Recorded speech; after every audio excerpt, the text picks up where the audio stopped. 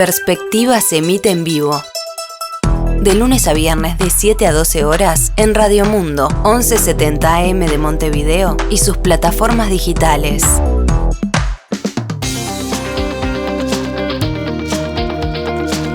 Abrimos, señoras y señores, la tertulia en este miércoles, que es 14 de abril del año 2021. Hoy con mesa de 3, que es un formato que cada tanto nos gusta probar. Está por un lado Karina Novarese, buen día. Buen día, ¿cómo están? Por otro, Gabriel Budiño, el contador Gabriel Budiño, buen día. Muy buenos días, ¿cómo están? Y el economista Agustín Iturralde. Buenos días, Emiliano, Gabriel, Karina, ¿cómo andan? Así que tenemos un economista, un contador y una periodista. Esa es la combinación. Vamos a ver cómo nos va. Por ejemplo, para tratar este tema que tiene de todo un poco, ¿no? Tiene de política y tiene de economía.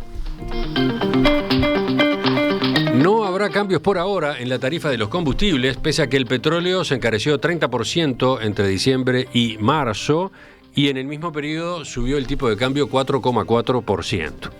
El anuncio fue realizado por la ministra de Economía, Susana Arbeleche, y el ministro de Industria, Energía y Minería, Omar Paganini, en una conferencia de prensa convocada especialmente el lunes pasado.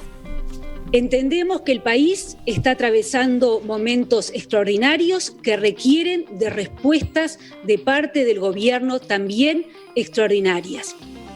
Esto es un apoyo que el gobierno le da a todo el sector productivo.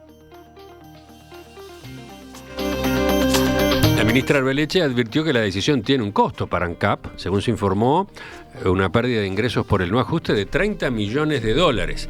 Por otro lado, una pérdida de recaudación impositiva por el no ajuste de otros 30 millones correspondientes al trimestre enero-marzo. Arbeleche añadió que es posible hacerlo por el manejo responsable de las finanzas públicas. Son los ahorros obtenidos el año pasado los que permiten sostener este tipo de medidas. Aseguró que cuando se decida ajustar los precios, no se va a tomar en cuenta esto que se ha resignado entre enero y abril. Por su lado, el presidente de ANCAP, Alejandro Stipanisic, dijo ayer acá en Perspectiva que la resolución se tomó en cuenta en función de la crisis económica general y no solo de los números de ANCAP. Señaló que si solo se hubiera considerado el estado financiero de la empresa, ayer tendría que haber habido un aumento en los combustibles de entre 17 y 18%. Sostuvo, por otra parte, que la caja de ANCAP está en una situación seria, pero no dramática. En los próximos meses la caja de ANCAP puede enfrentar las obligaciones. Pero si la situación sigue incambiada, vamos a tener que pedir prestado plata. Y ahí es donde empiezan las ayudas del Ministerio de Economía. Bueno, le damos la palabra primero a los de los números. Gabriel, te escuchamos. Sí, igual quizás la lectura es más política que numérica, ¿no? Pero yo creo que acá hay como algunas cosas a señalar, algunas que tienen que ver con esto de lo difícil que es mantener algunas líneas ideológicas o de criterio cuando sos gobierno, ¿no? Es decir, el actual gobierno había llegado con un planteo de precios de paridad, de establecer un criterio técnico para la definición de los precios de los combustibles, de cuidar el déficit fiscal. En la LUC está establecido incluso el tema de la paridad de precios de combustible. Sí, se supone que estamos yendo a un esquema en el cual las decisiones con respecto a las tarifas ya no van a ser políticas, ¿no? Exacto. Pero acá, por lo visto, se hace un paréntesis en ese proceso. Exacto, y hay además también un discurso muy relacionado con la transparencia de los subsidios o de los apoyos y de que no se usen las empresas públicas para dar apoyos a distintos sectores. Pero obviamente después te pasa por arriba la realidad, y te pasa la realidad y te pasa la particularidad de una pandemia, pero también te pasa las presiones de los distintos sectores económicos que exigen, por ejemplo, una rebaja puntual de los combustibles o un determinado subsidio. Entonces, lo primero me parece señalar es eso, ¿no? Lo difícil que es, por lo menos en nuestro país, tener empresas públicas que funcionen con criterios completamente independientes a los políticos. El propio presidente ANCAP decía, si fuera por ANCAP, lo necesario era subir los combustibles. El precio del petróleo había subido, de referencia había subido un 30%. Por otro lado, la ministra dice que esto se puede hacer por el control y los ahorros en el déficit, el control del déficit fiscal y los ahorros del 2020. Por otro lado, el presidente dice que la situación de ANCAP sigue siendo delicada. Entonces, en realidad hay una decisión estrictamente política, lo cual me parece muy saludable, ¿no? Es decir, el aumento de combustibles en este momento era algo que no era nada deseado seguramente por nadie, pero es importante señalar eso, ¿no? Uh-huh. Es decir, esa teoría de creer que las empresas públicas pueden ser completamente independientes a las decisiones políticas es muy difícil después de sostener. Entonces, sí. ¿Decías, terminabas entonces? Entonces yo creo que entre las promesas, las reglas que se definieron en la LUC y la realidad, ese es un equilibrio que va a ser delicado y que todavía falta mucho para desarrollar. Y ojo, no estoy diciendo con esto ni de que esta decisión esté mal, ni que llevar a las políticas, a las empresas públicas a decisiones más técnicas de la fijación de precios y mayor transparencia en los subsidios no sea el camino. Lo que digo es que no era tan sencillo como parecía que se podía imponer en una ley de urgente consideración. Agustín, ahora la pelota está picando en tu cancha. Bien, a ver, yo creo que como con casi todos los temas hay un tema episódico y un tema de fondo, ¿no? Como en casi todos los temas que abordamos. Lo concreto de lo que pasó esta semana, bueno, evidentemente es una decisión política, de fuerte contenido político, de no subir el combustible en un marco particular de pandemia, de dificultades, y yo creo que también en el marco de la cosecha de verano, donde, bueno, hay un uso de combustible muy importante de una parte del sector productivo de este país, y creo que por ahí es que se tiene que entender la decisión política en un buen sentido que creo que se tomó.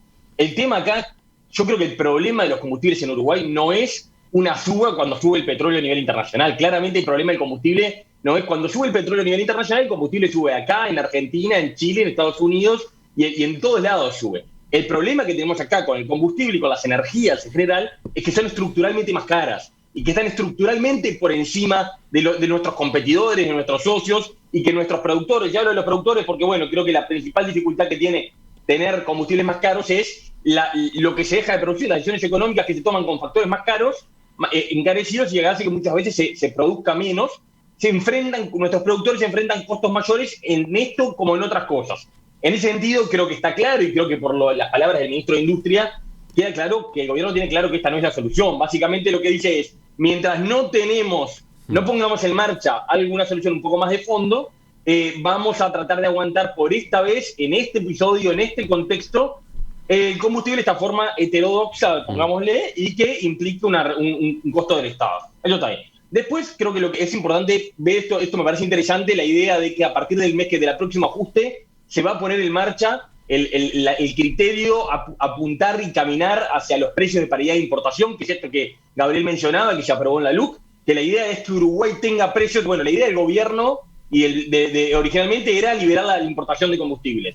En la coalición eso no caminó y bueno, se terminó arreglando esto, que es, bueno, una cosa más lenta, más gradual, de caminar hacia paridad de precios de importación y tratar de zafar eso que el gobierno calcula en 3 pesos. La comisión que estuvo estudiando esto calculó en 3 pesos de sobreprecio, que ahí están los subsidios, las otras actividades de ENCAP que son deficitarias, ineficiencia de la empresa. De ahí creo que es una discusión aparte de qué hacemos con eso, que no la quiero dar ahora para no extenderme, pero parece bien importante ver cómo subsidiamos algunas cosas y si es razonable subsidiar la salida de los combustibles, que creo que adelanto mi opinión es que no. Karina, ¿tú cómo te ubicás frente a esta discusión? Bueno, evidentemente no me ubico desde el punto de vista económico porque no soy experta en eso y tuvimos, por suerte, a los dos expertos hablando del tema. A mí lo que me interesó cuando escuché este anuncio fue la parte, aunque no lo creas, comunicacional y cómo le llega a la gente todo esto. A ver, está claro, y ya lo explicaron, que cuando se decide una no aumento en un área tan importante y complicada en Uruguay y cara como la de los combustibles, eso afecta a toda la cadena de producción y eventualmente afecta también al consumidor final o a el ciudadano común y corriente, por llamarlo de alguna manera.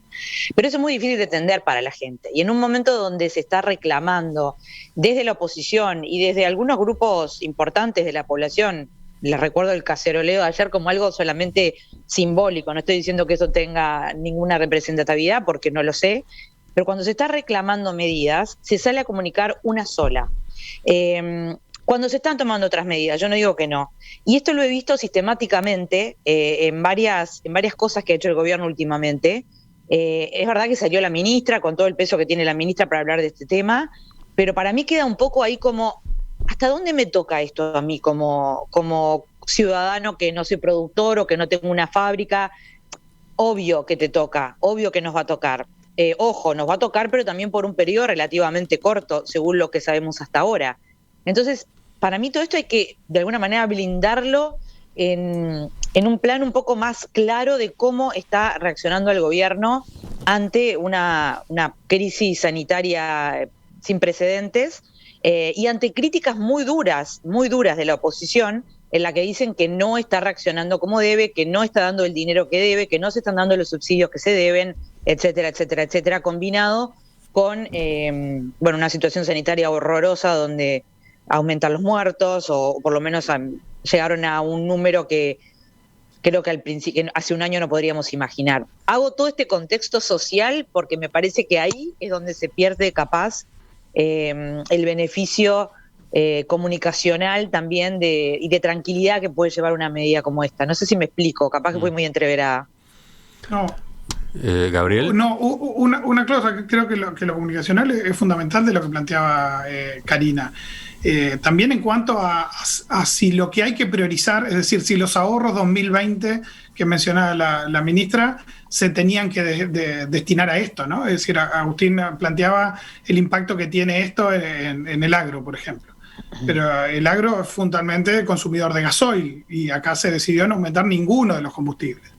Y además las cosechas es decir, una vez que te has plantado seguramente cosechas seguro, no creo que este aumento del gasoil determinara no levantar cosechas. Entonces en realidad el problema en el agro tiene mucho más que ver en el mediano y en la planificación de largo plazo y en las estructuras de costos más permanentes que es lo coyuntural. Entonces yo comparto plenamente lo que decía Karina de la comunicación y de si esta es la prioridad o no, y de si esto es o no reactivo, y si esto es simplemente un mensaje específico para dar tranquilidad que alguna medida se toma, o si esto es una corrección a la... Yo no digo, ojo, Gabriel, yo no digo que esto no sea prioritario, porque realmente creo que puede llegar a serlo. De hecho, no lo sé. El país, salvo el agro, como decís, se mueve con combustible común y corriente, no con gasoil en general. No sé, los delivery...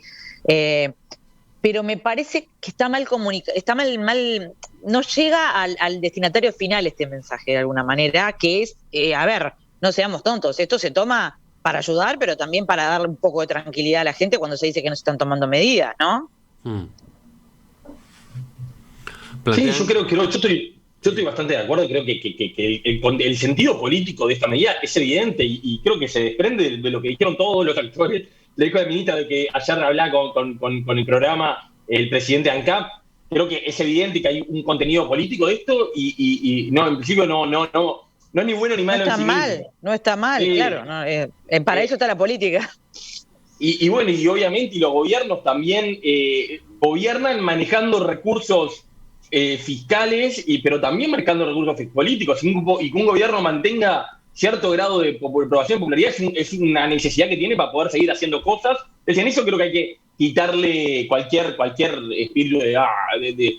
Yo quería detenerme, si hay un minuto, en el tema de los subsidios y los 3 pesos famosos que esta comisión entiende que tenemos de sobreprecios en USX, que la comisión hablaba de que tenemos sobreprecio, que básicamente está compuesto por el negocio del Portland, que es muy deficitario, el subsidio del supergas, que ANCAP vende también por debajo de su costo, por el sentido social que tiene, y ALUR, y como cuarto componente directamente algunas ineficiencias de la empresa que ya se está trabajando en mejorar. Ahí creo que hay una discusión de fondo que nos tenemos que dar todos y sincerarnos de, hasta dónde queremos que las cosas se sigan subsidiando de esta forma, que creo que es poco transparente, de que, cuando pagamos una cosa se subsidia Yo creo que para eso están los impuestos, para eso está bien que pagamos impuestos, está bien que existe un impuesto a la renta, un IVA, que es lo que permite que cuando queremos poner recursos en un sector, los pongamos y aparezcan en el presupuesto si es una estrategia del país y no una estrategia de la empresa, porque en realidad a la empresa le estamos trasladando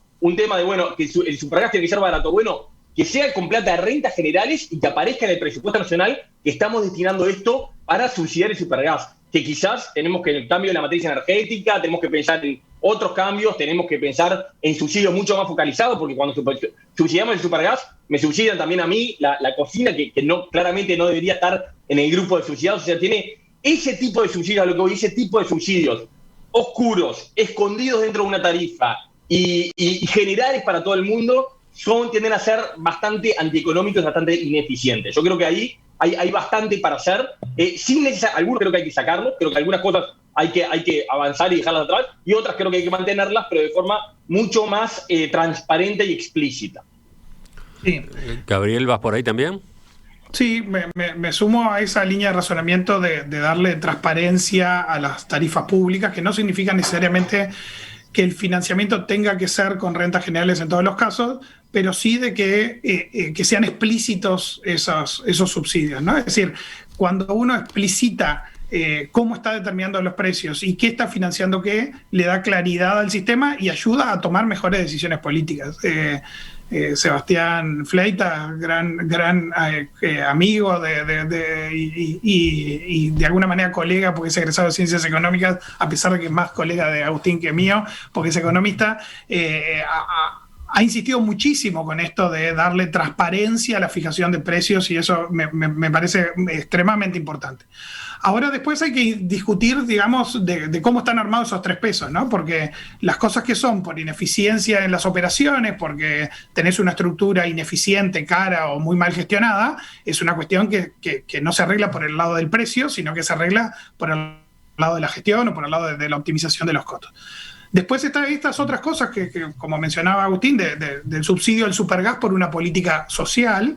Y después están otras cosas que tienen que ver más con tener una empresa que no solo está preocupada por vender combustible, sino por definir una nueva matriz energética. Y ahí entramos en una discusión que es todavía más compleja, que es la articulación UTE-ANCAP, para pensar en el mediano y largo plazo. Entonces, si vos tenés una empresa que solo se dedica a vender combustibles en base a petróleo, obviamente tu prioridad es los costos de esa actividad y el resultado que tengas para llegar a un precio razonable y competitivo. Pero si vos te lo planteás como una empresa pública cuya preocupación es la matriz energética, va a haber algunas actividades que está bien que sean deficitarias hoy, pues son las que te van a alimentar el futuro de tu matriz energética. Uh-huh. ¿Sí? Es claro el caso de UTE, por ejemplo, subsidiando energía eólica. Es decir, es correcto ese subsidio porque ya no es de un subsidio para atender una realidad social como puede ser el consumo de gas, sino es cómo me planteo mi propia organización para adelante en el futuro. Entonces, por eso digo, hay como distintos componentes en esta discusión que podemos jugar con estos 3 pesos que mencionaba Agustín y decir, bueno, es uno de cada uno, es un peso de cosas que son políticas públicas, otras que son políticas de la empresa pública y otra que tiene que ver con ineficiencia. Y bueno, entonces al final, si gestionamos un poco mejor, al final es solo un peso que estamos teniendo sobre el costo y le estamos dando una dimensión al tema de precio de paridad que en realidad es un estímulo que podés utilizarlo sin que esté una ley y utilizarlo como una política que tu gobierno quiera llevar adelante, ¿no? Pero, a ver, no es política y está bien que sea política esta discusión. De enganchar esto a este no aumento en particular, me parece que va más por el lado que mencionaba. Que mencionaba Karina o que mencionaba yo al principio. Sí, a ver, volvemos a Karina un minuto y después algún apunte más para completar este tema por hoy. No, que también a ver, el hecho de haber tenido que anunciar ahora, en este momento, un aumento de combustibles era un suicidio político, seamos honestos, ¿no? Cuando hubo aumentos en enero, que no estábamos en situación complicada, pero ni de lejos la que estamos ahora, ya hubo una reacción bastante complicada. Bueno, esto creo que también va alineado a eso. Y bueno, yo sé que $30 millones es mucho para una empresa y sé que 30 millones es mucho para un país, pero en este contexto no es mucho. Seamos honestos. Para la empresa sí, pero para el país no.